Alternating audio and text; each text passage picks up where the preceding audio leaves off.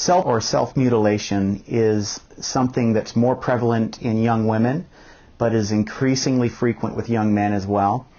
The key to understanding self-harm is that it's not necessarily a desire to die, but it's difficulty dealing with your emotional experience.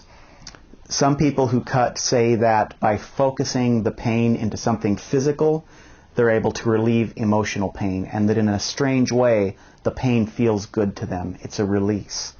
So of course this can become an obsession and an addiction. At times cutting may be more attention-seeking, but other times it can be compulsive. How do you know the difference between the two? The key is whether or not the young man can stop when he wants to. And that's something that we'll be finding out here at Telos. The way we deal with cutting here at Telos is, first of all, in therapy, we try to deal with the root cause. We try to understand, why is the young man cutting? What are the emotional factors that support it? And then we try to teach him emotional regulation skills so that he doesn't have to resort to unhealthy ways of dealing with strong feelings. We can teach your son distraction techniques, tools that he can use to get him through a crisis when he has an urge to cut. But eventually, the end game would be that he's able to really resolve the emotional issues underneath that and not need to use distraction techniques. We do use safety status for a boy when he has cut.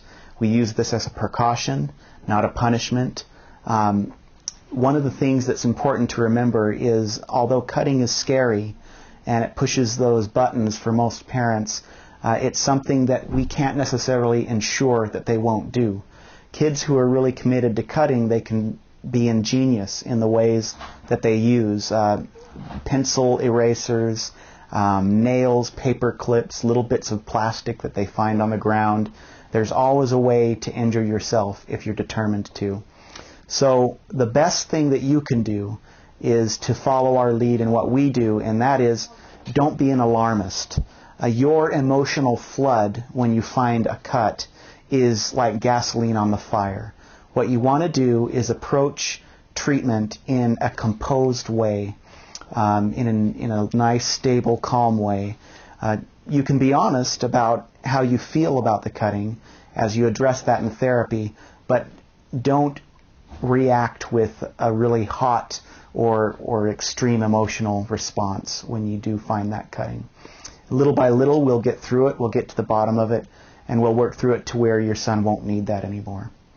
I'd like to invite you to look at the link on this page, look at the module on cutting or on self-harm, and see the things that we're going to be doing with him to help him overcome this. Also, there's some great reading material.